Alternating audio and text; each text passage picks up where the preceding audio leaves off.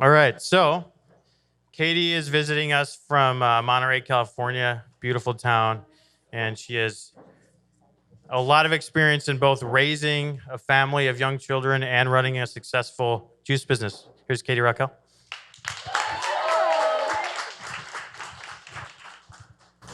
Hey, thank you for having me. I am Katie. I have an organic juice business and I have 3 young kids, and I will never be perfect in any of my roles, but I do believe it's possible to make space for the people we love, in my case, an army of small children, and meaningful work and not make ourselves too crazy doing it. And I also want to speak to the challenges of being a very young business and figuring things out in those early stages, because we have been there in the trenches figuring it out for a long time. And I know that some of us here have been there as well and are there.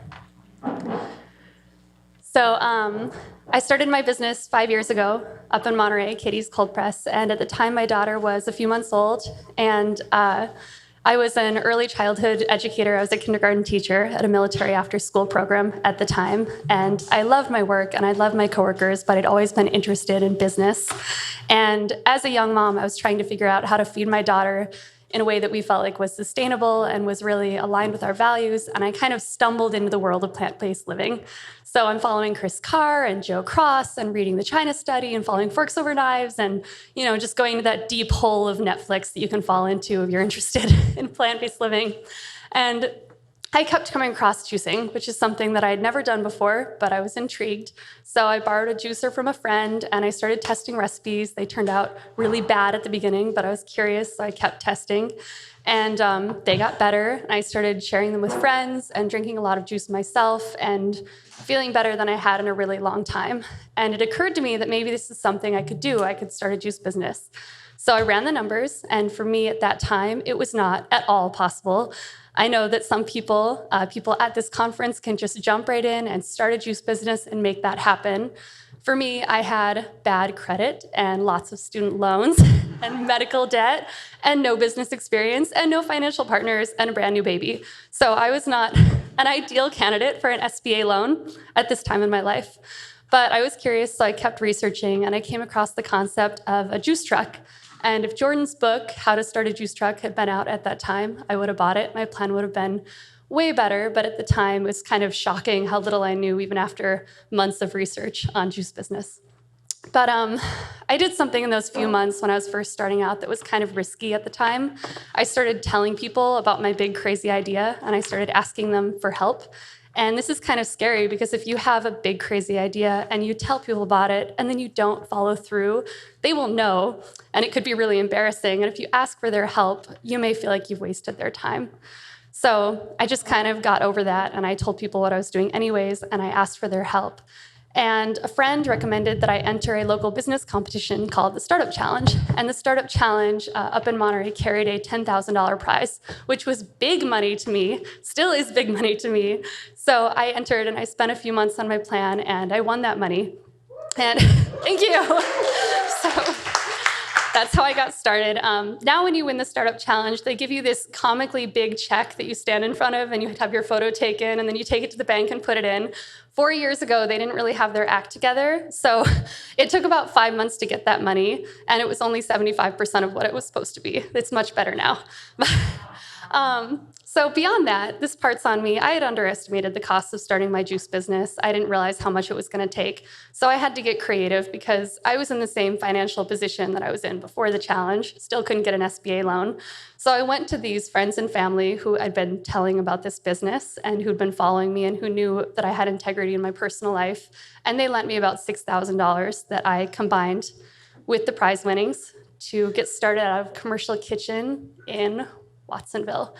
So I used my friend's loan and this prize money to buy a Norwalk and an X1 press, but it was literally just the press. I had to buy a version that had the top half removed. So I'm squeezing, in this press and grinding in this Norwalk and bottling it up by myself in this shared commercial facility and driving it around Monterey County and delivering. No farmers markets, just delivery from my website. So not an ideal setup, but allowed me to get started and start building my customer base and building my brand. And I did this for about a year before my mom and brother volunteered to help me in the kitchen. And for me, allowing people to lend their time to my business, to my dream, is a very scary proposition. Allowing people to lend their money is scary too, but lending their time is a lot scarier. And if I had any shred of doubt that I wouldn't do whatever it took to make this work, I wouldn't have felt comfortable letting them volunteer. But that's what we did at the beginning. That's what we had to do. So I wanted to take a moment to talk about this product that we all know and love, raw juice, and exactly how much of a pain in the butt it really is. It has a crazy short shelf life. You cannot wholesale it. You cannot make it in your home kitchen. You have to put a warning label on the back of it. Shipping is prohibitively expensive, and the product itself is so expensive to make that you can't keep a certain percentage of your customers from assuming they're being ripped off. And as a bonus, cleanup is still kind of a nightmare, just like your home juicing, but on a bigger scale. So none of us are doing this because it's easy. I love this product. I love my customers. I love this planet. And I think that plant-based living can be part of what helps save it. So I am really happy to be in the company of other people who are not afraid to work really hard for something they believe in. So at this time, there's my husband and my daughter, Ellie. I was juicing on the weekends. I didn't have childcare, so my husband was watching her while I was juicing. He's a true partner in every way, and he took time off every Tuesday so I could do one farmer's market during the week. And we were doing this for about 2 years, balancing things as best we could, when Derek and I decided to try for another kid. And we figured there's never a perfect time when you're balancing business and babies, so we just kind of went for it. And first I had a couple miscarriages, which was devastating. And then I became pregnant with twins. So, so obviously we were very excited. And also because we're fairly rational people, we were terrified. I did not have any plans for outsourcing my very labor-intensive juicing work. And I knew that it would bring extra expenses and complications that I could not foresee. It's automatically a high-risk pregnancy when it's twins. And I'm someone that doesn't like to leave my destiny, my fate, up to chance. And I figured that maybe I should just cut my losses, take control of the situation, and quit, before I really had to. And luckily, my husband and I have been together about 13 years, and he's on to me. So when I went to him with this idea that we should just quit, that something bad was going to happen, there was no way we could figure it out, he told me that he thought we should just keep building it until we absolutely couldn't anymore. And of course, I was welcome to quit if things were not safe, but he thought I could figure it out before we got to that point. So that's what we did. I just took it easy, and we kept going. And it was in my second trimester that a couple friends who were following along with our journey and knew that we were struggling asked to invest in our business so that we could buy a full X1 and have a real chance at scaling and surviving. And that was great. We had our money. We still needed a machine, and we still needed one at a good price. And I had an Instagram friend over in Jackson, Tennessee, who was selling her business and selling her machine. And she knew that I needed one, and she had a full cash offer in Jackson, Tennessee. And instead, she sold it to us and let us pay in installments, and she didn't even add interest.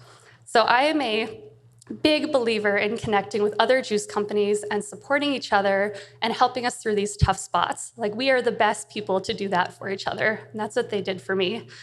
And it is worth mentioning that I never missed a payment on that machine, just like I never missed a payment on my personal loans. So they are glad they invested in me. So the boys were born healthy. They were very small. They needed a lot of care, and it was kind of an all-hands-on-deck situation. My husband ended up using his paternity leave not to help me with the babies, but to help me at the farmer's market and help me with production in the kitchen. My mom does our quality assurance, and she very memorably brought our certified organic paperwork into my delivery room where she had me working on juice percentages in active labor. I had to ask her to leave, but that is commitment right there to the cause. So when I felt able, I went back to juicing on the weekends, and I stayed home with the kids during the week trying to push the business forward as best I could. And it was challenging because what I really needed was childcare. And in order to afford childcare, I needed more time to work. So it was kind of a catch-22. I just didn't have the time. And if you feel like you've tried to squeeze every productive hour of your day and you just can't find the time to move forward, I was there for 2 years. It was the hardest 2 years of my life, and I feel you. And you just have to hang on and keep your reason really close for what you're doing and just believe that you will figure it out. So we did. There they are. That was about 2 years of my life. I was juicing on the weekends and trying to build the business during the week. So we finally got to a place where our processes and our finances were in order enough to create a real juice bar plan and pursue a location. So we pursued 2 locations over 2 years, and both of them slipped out of our fingers. It just wasn't the right time. But we did have an opportunity to partner with a local coffee shop, and we had to do a lot of finagling with the local and state health departments to make that work. But it ended up giving us an opportunity to prove our concept and show that we could scale and that we could run a larger operation. So I was really grateful for that opportunity. And while we were there, someone from the Presidio of Monterey Services Department decided that, well, they'd done a survey, and it turned out what the troops wanted were more plant-based options and healthier options on base. The government is a total dinosaur, but they are catching up, and juicing is going really mainstream. You know it when the government is on board. The juicing has gone mainstream. So they approached us and they asked us to make a bid for a military contract to open a juice bar on base. Thank you. So we did. We got that contract. So we are opening our juice bar on base in January. Thank you. And thank you. It has been a long road, but we're certified organic. We're a certified green business. We have a small team of employees that we love and trust. You know, I get weekends with my family now. I get evenings. I have a normal 9-to-5 job. That was a big goal of mine for a long time, so I'm really grateful for it. And we're in 2 great farmers markets every week. So when it comes to work-life balance, I think that I feel the most balanced in my work and life when I feel the most personally balanced, when I'm not beating myself up about not moving fast enough, when I don't expect myself to be held to crazy high standards in any area of my life, when I give myself a break and just allow myself to enjoy things as they come, I feel more balanced, even if my work life never will be perfectly balanced. And it's not. I mean, sometimes the business gets more of me, sometimes my kids get more of me, and sometimes I keep those worlds separate, and sometimes we just all jump in and we do it together. And it's just kind of a day by day, you make those choices, whatever's working. So I wanted to talk about a few questions that I ask myself on a regular basis that make this all a lot easier. These are not original ideas, but it helps for me. I am nonstop asking myself what I want. And what I want is to have a strong business, I want to be a good parent, and I want to do it in a way that makes me happy and that is aligned with my values. And that comes down to making 1,000 tiny choices every day about how to spend my time and what that really looks like to me. And self-care is a big topic in the wellness world right now. And for me, self-care is not bubble baths or massages necessarily. It is getting to bed really early because I need my sleep. And it is staying disciplined and keeping my house clean because I feel better in a clean house. So it is whatever works for you is self-care. Whatever helps you show up well in your life is self-care. So that doesn't have to look like any set thing. I love to paint. So I paint even when it makes no sense. For the business, oh, there's the slide, all my paintings. It doesn't have to make sense. It's not part of the business. It's not part of my family. It's something that makes me feel grounded and happy, so I do it a lot. And what's my next one? Compassion, self-compassion. I'm a reformed perfectionist. There was a long period of time when I did not attempt things that were too hard because I was afraid I would fail and I would not do them well the first time. And I'm only able to move forward with my business and feel like I'm showing up well with my kids when I'm being nice to myself. And then that extends naturally to being compassionate to my family, compassionate for my community. I make braver choices, and I just show up imperfectly every single day as much as I can. And that really helps me keep moving forward. What's my next one? Slide. Ooh, what am I good at? How can I build and support my team? When you are little, you will wear every single hat and you will do everything yourself. And I think that's necessary at the beginning. And in some ways, it really lets you understand your business and understand every role. And then when you can fill those roles, you're going to know what people are doing and you're going to be able to appreciate what they're doing. But at the beginning, you're going to do a lot of it yourself. And if you're like me, you're not necessarily going to be good at everything you're doing yourself. For me, I am not very strong in accounting. I was not very good at developing processes. I really like just kind of winging it and figuring out something that works for me. And then when you try to explain that to someone else, it doesn't turn out so well. So for us, a big milestone was hiring my bookkeeper, Monica, about 6 months ago. This was when we were partnered with the coffee shop. And Monica took my messy paperwork that I've been trying to present to banks for 2 years and cleaned it up and turned it into something that they could understand.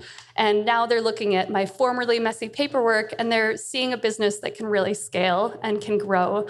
And so I'm very, very grateful for her. And I'm thinking even more these days about what else I'm not good at and what other jobs I can outsource and how I can focus on doing what I love every day with my work. So that's the goal. So can I really keep this promise? This is a big challenge as a parent. I want to promise my kids the world. I want to say that I'm going to go swimming with my daughter every single Saturday. I want to tell her that I'm going to be free every single night or every single Sunday morning, and it's just not possible. And I have to be really careful about not over-promising because that's hurtful to her and it's hurtful to me. So, and when I do promise, I follow through. I make sure that it happens, and that keeps our whole family feeling a lot better. And with business, I said yes to everything at the beginning, every little event, everywhere people want you to show up. You're saying yes, yes, yes, because you never know which one's going to be the right opportunity. And then you learn which opportunities are really helpful for you and what is maybe just taking up time that you could be spending somewhere else a little more effectively. So saying no to stuff that you know is not a good idea is a great place to start. The stuff that you want to bail on at the last minute because you realize how silly it is to commit to it in the first place. You can just start by saying no to that stuff, and that'll free up a lot of time. All right, and what can I find to love about this process? If you are someone who loves the everyday challenges of figuring things out and trying things and seeing the results of your experiments, business is perfect because it is a nonstop series of challenges and a nonstop opportunity for learning. But not all of it is going to be fun. Like at the beginning, there's a lot of mopping the floor. There's a lot of carrying out bags of compost, a lot of hard manual labor. And you really have to keep that reason for what you're doing in your heart so that when you're mopping the floor, you're thinking about every step that you're taking closer to your goals and feeling proud of yourself for still standing, and just keep that positivity, and that just helps you move through the hard stuff. And we have gotten to do stuff that is just undeniably fun. Weebly and Square approached me a year ago and asked me to participate in a campaign called Sell From Anywhere. So this is a campaign that was showing how you can use Weebly and Square, not a sponsor, by the way, this is just what I did, but to manage your online shop from anywhere in the world. And they wanted to show that you could do it anywhere, including from an airplane and from the air, skydiving to the ground. So they asked me if I would like to be in this commercial and go skydiving while accepting orders. And obviously I said yes. And obviously I brought that video because it's the most fun thing I did last year. Here it is.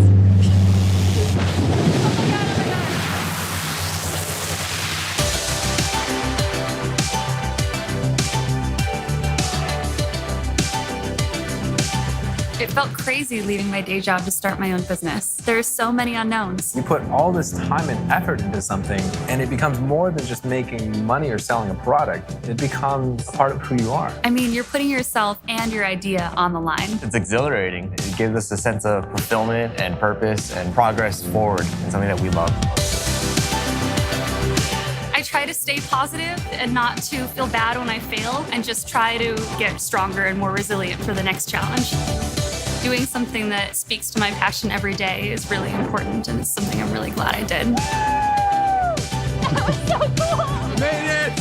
Starting a business? It's not as scary as you think.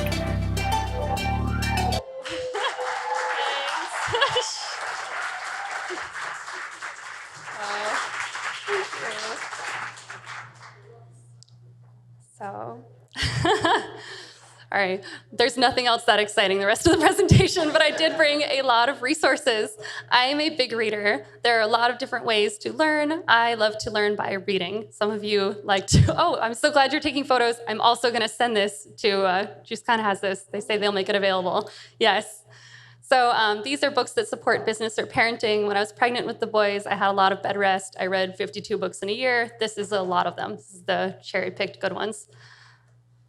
So this is juicing and plant-based living favorites. These are all going to be available. Juice, Recipes for Juicing by Press Juicery is a really nice, comprehensive book. I love that they share their actual recipes, and they're so transparent about that. Doesn't hurt to just try out what's working for other people. Business success stories, financial and time management. When you've got a really busy life, time management is your friend. If you can get comfortable with time management, it will make you feel so much more peaceful in your life. Also, Play It Away by Charlie Hone is really great. It's about finding the fun and being playful in your business, not taking yourself too seriously. Parenting books. Simplicity Parenting is a gem. My very favorite, something that I read back in school, was the Read Aloud Handbook, just the value of reading to your children. If you can take 10 minutes in your day to do something with your child that will make the biggest difference, read to them as much as you can. And thank you. Thank you so much for having me. It's been such a pleasure. Thank you. Oh, there's a Q&A. So, does anyone have a question? Yes. Here's the mic. Great job. I cried like 3 times. But so I just had a son, right? And he was born October 5th. All right. Thank you. And it's my first kid. And so I'm the guy in the situation. And so I'm the one running the business. She's not really, this is a long question. I'm sorry, everybody. She's not really attached to the business, right? So I'm the one that's doing the craziness, and she has a whole separate world of just being a mom. And so is there any advice that you would give me, in this scenario? Because I'm you, but she's him, but you know what I mean? Because I gotta push my business forward, but I gotta be present for my family and my son, and I don't want to miss that part. But I'm in the biggest growth spurt of my business. Yeah. So that's kind of interesting, because when my husband and I describe our business, we always describe it as my business because it was my idea first. And he is a graphic designer, so he does that for us, and he's really supportive, but it's always kind of been my thing. So he did give me a lot of space to take time away from the kids. I mean, I'm gone all weekend. He's home with the kids right now, and do what I needed to do to move the business forward. And he was really supportive. And when he is with the kids and he's allowing me to do that, that is so valuable.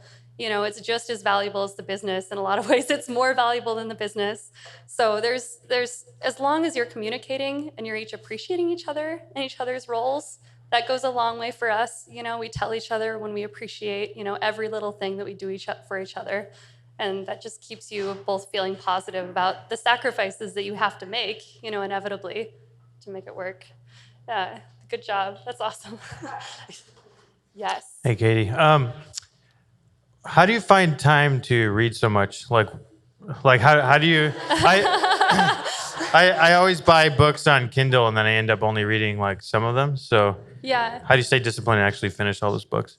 I used to do a lot more scrolling in social media, and then I started reading during like a small portion of that time I was scrolling, and that actually freed up more time than I realized. But I was also on bed rest for a while, so I was at home resting in bed with nothing better to do, and I wanted to stay engaged, and I wanted to feel like I was still moving forward in the business. So reading and educating myself was a good way to do that. Also, I just get to bed really early at like 8 o'clock, 9 o'clock, and I wake up early, and then I just do whatever I want, early in the morning. Sometimes that's reading. But really just breaks between busy stuff. If you're always the early person to an appointment, like I am, you will have more time to read. You've got 15 minutes, you've got 30 minutes, you got there before the other person, spend that time reading. Bring a good book with you everywhere. But yeah. Yes. Oh, thank you. So I don't know whether you would be having like stressful night and anxiety overnight and Yeah. couldn't go to sleep. I'm a yoga teacher, and when I'm excited about teaching yoga, Yeah. I will never like able to go to sleep in the nighttime. Yeah. Which is exactly opposite than yoga. Yes. So how would you deal with those kind of night? What would you tell yourself to be calm and go to sleep? Yeah. I feel like I'm not going to be very helpful with this question because I've always been a really hard, fast sleeper. I'm someone that has a full day and I can have like 2 cups of coffee right before bedtime and I lay down and I'm knocked out until I wake up in the morning. And I don't know what I'm doing that makes that possible. I wish I did, but I'm an easy sleeper. But that's a big challenge, and I would read. I would look up a good book on figuring that out, and I'd read that book. Yeah. Yes. When did you take that leap to leave your full-time job to really follow your dreams? Oh, too early. Like, how did you know it was time? I quit my job the week before the startup challenge. I was really, really sure I'd win, and it was a really good thing I did. But also, I felt prepared at that point to do the business, whether or not I won the money. And I kind of had in my back pocket, like, if I don't win the money, here's plan B. And if I don't win the money, here's plan C. And I had all my contingency plans lined up and just did it. Like, figured I would make the time, I would make it happen. But that wouldn't be my advice to everyone. I think that there's a lot of value in doing it part-time and figuring out those, challenges in kind of a low-stakes way when your whole livelihood doesn't depend on figuring it out. So I think that's really individual, but that's what I did. Yeah. And I am the support staff and in our household. And she said, don't overpromise. That is a big thing in our house. If you tell your kids you're going to do something, you got to follow through and do it. Yeah. And the other thing, excuse me, is just being present when you're present. Like, Yes. you have to be able to set juice down and do family.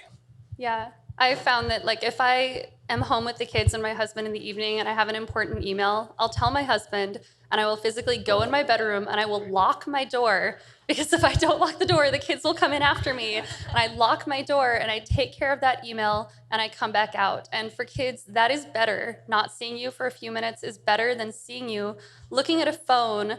They don't even understand what you're looking at. They don't understand why it's important and why it's more important than them sitting right there. They don't get it. So I step away and I do that when they're not looking as much as I can. Yeah. Could you kind of go in like your internal process of like how to separate, like if you're working at home and you're actually Yes. there, how are you able to get the work done when you know, like even small things like, oh, I got to like do the laundry or, Yes. I hear the baby crying. Like, how do you separate yourself from that? So this is something where my kindergarten background came in handy. I do a lot of space planning that engages my kids in a way that doesn't require my constant presence for them to feel engaged. So I set up interesting activities and I set up interesting materials, or I, create a safe space for them to play and just let them go for a few minutes. And while they're in those early stages of being super interested in the activity, I just quickly go do what I need to do. And then I wait for a nap time and I save all my meetings for that nap time, or I save my really important focused work that I can't be interrupted from for that nap time. And sometimes I just do it at night, instead of like watching Netflix or chilling out, I'm doing the work that I couldn't do during the day.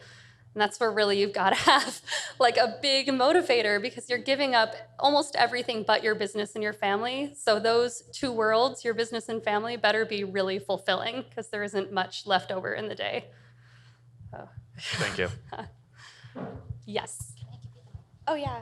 I just wondering, what are you like currently at in your business? Like, do you have employees? Are you? Yes. Oh yeah. So we have 2 farmers markets each week. My kids are in childcare during the week. I'm still doing production with my mom, who's our quality assurance person who helps us maintain our organic certification. And we have a production assistant who will be becoming our production manager.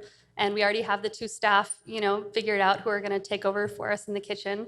So we're in a transition period because I've been extremely hands-on in every aspect of the business, and now we'll have, we have someone who's going to be managing the markets for us now. I'll be part-time in the shop, and I'll have employees supporting me. And this is very new for us. It's just the last few months that we've even had more than myself, my husband, my mom, my brother, working with us. Yes. How do you decide to just let go when you do everything and have good employees? Oh, well, I'm not quite there yet, but it helps to have people you really like as your first employees. We got super lucky with our production lead, Julian. He just completely took ownership of the job. He's got higher standards than I do for how things are done. So I trust him to lead, with the people that he's going to be supporting. But yeah, it's really hard, especially when you have a very specific vision for your business and very high standards. You just gotta trust your people and support them and make their expectations really clear for what a good job looks like. But yeah, still figuring that out. Yes.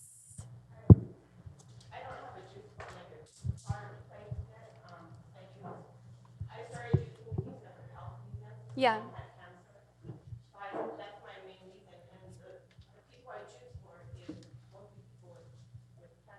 Yeah. But I don't have, I have like 8 years, a little bit older kids. And everybody tells me you should open something up and you should, but that's my fear because I had to quit my job to be with my kids, Yeah. But, it's different when they're little because they're at home. Well, Yeah. How do you feel like you would have done if they're in school and you go pick them up and you have to take them and then they have to go to soccer practice and they got to go, all these practices. Yeah. That's a really interesting perspective. If anyone didn't hear, the question is what's the situation? How's it different when your child is in elementary school? And for me, with my little kids, I saw elementary school as this wonderful free childcare that was coming to me in the future, because you at least have. I know that it has new challenges. I haven't even had to, venture into the world of organized sports yet, so I'm an early parent. But you get a few hours, every day, and sometimes that's what you need to develop your plan and to find, a way forward and to do it on a small scale. And just those few hours at a time, it takes a really long time that way. But if you're interested and it's fun for you, there's no harm in just committing a little bit of time every day to it,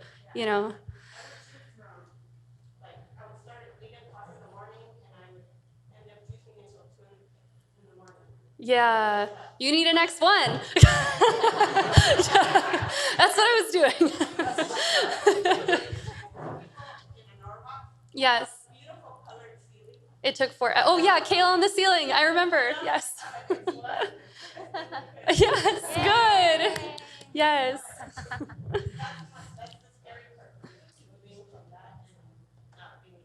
Yeah, well, you never know how it's going to feel until you really are in the thick of it. We have so many fears about what it's going to look like and whether it's going to be too much, but you just never know until you're doing it in the day-to-day. Maybe it will be too much and you don't have to do it, or maybe it won't and you'll figure it out, but it doesn't hurt to try, Yes. Hi, I just want to say that I have 3 kids under 5. Yes. And I just have this business a year ago. And what has been very helpful for me, it's I take them with me all the time. So they're with me at the store. And even in my busy days, when I'm in the front of the store, they are sitting right there watching me working. Your kids are better behaved than my kids. That's awesome. That's awesome, though. Well, sometimes I just got to say, give me just 1 second, please. And people understand. And they understand very well. And I have things for them, books and they sit in there. Space planning. Sometimes they just help me stand bags or doing something with the store. They like to be there. Yeah. And I just think if you involve the kids with your activities, it's part of the work, right? Yes, it is fun. Here, I'm gonna. Oh wait, that's not my clicker. Where'd my clicker go? Sorry, that's my phone. So, wanted to go back a little bit. My daughter's gotten so many fun experiences because of this business. She understands how business works in a really basic 5-year-old kind of way. And she shows up, at the commercial kitchen with me, and she sees the other food producers. This is her at our produce distributor, where she knows everybody and she understands the process about how our food is made. And I'm really grateful for that.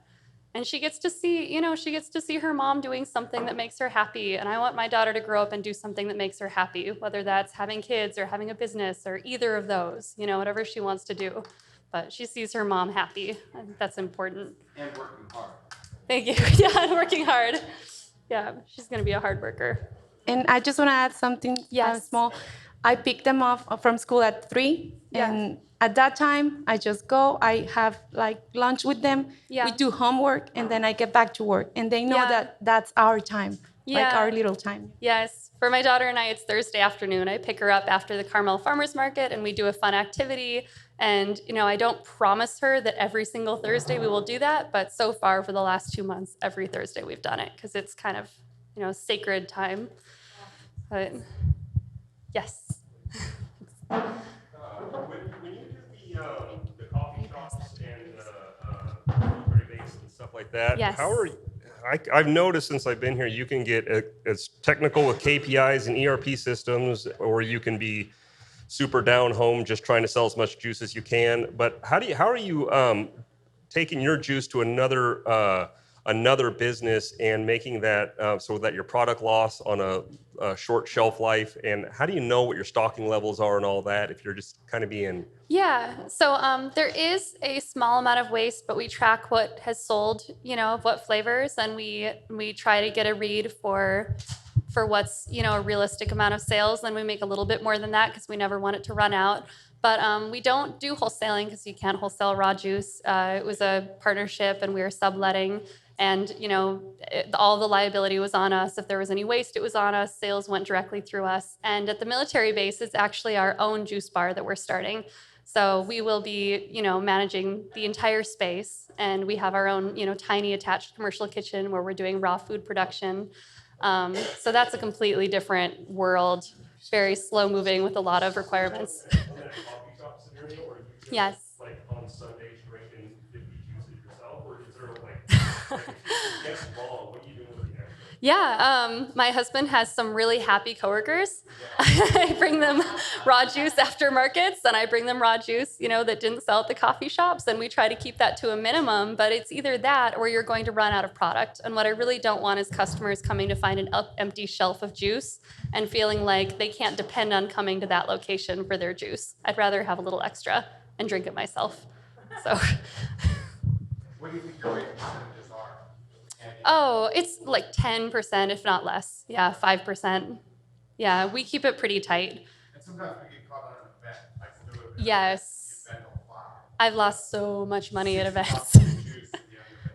Yes. We initially would record, so it's 60.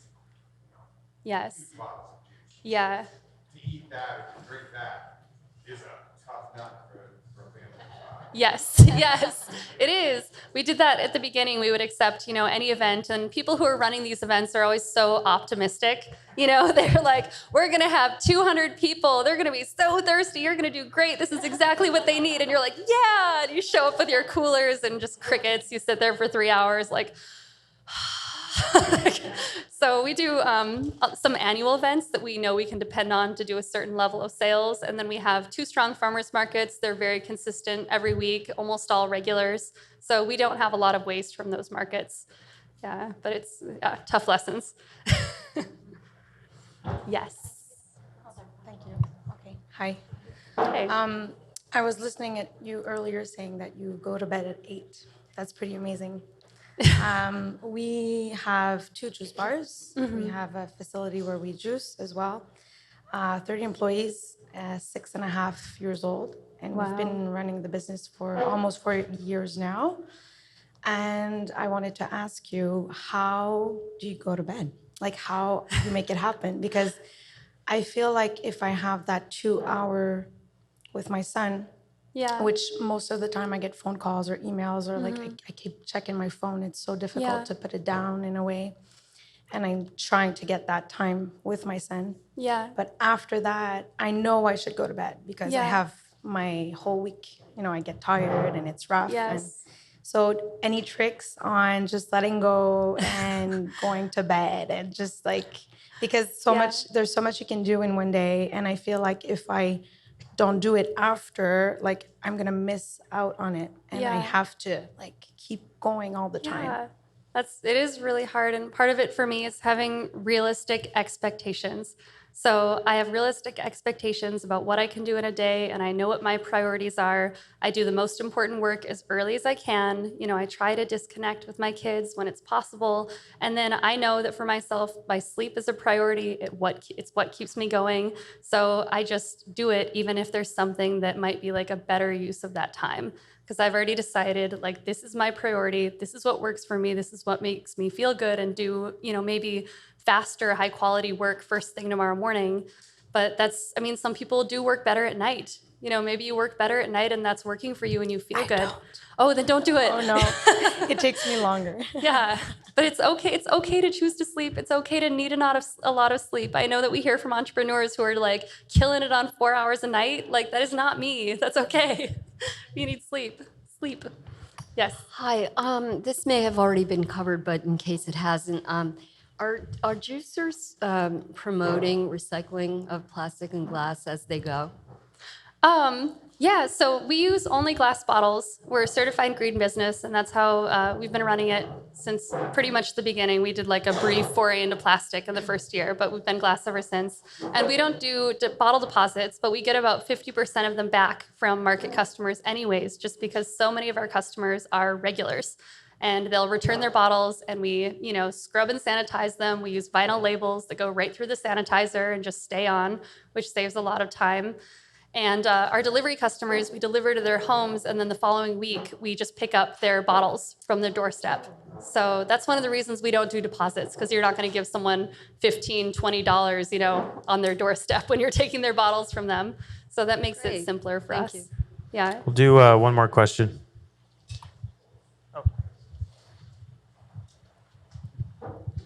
Hi, I'm I'm Japanese distributor of Good Nature. Oh, wow. Yeah, and please let me know what is most important help of Good Nature for you. What is the most important, like, about the machinery? Yeah. Yeah. For me, it did help that a lot of juice businesses that I admired and I trusted were using it.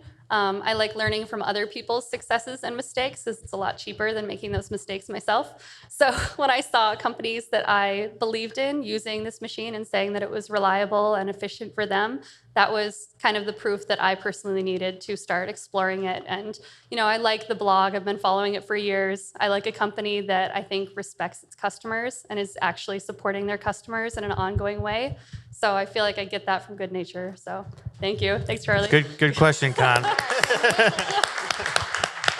All right, let's give it up for Katie. Thanks so much, Katie.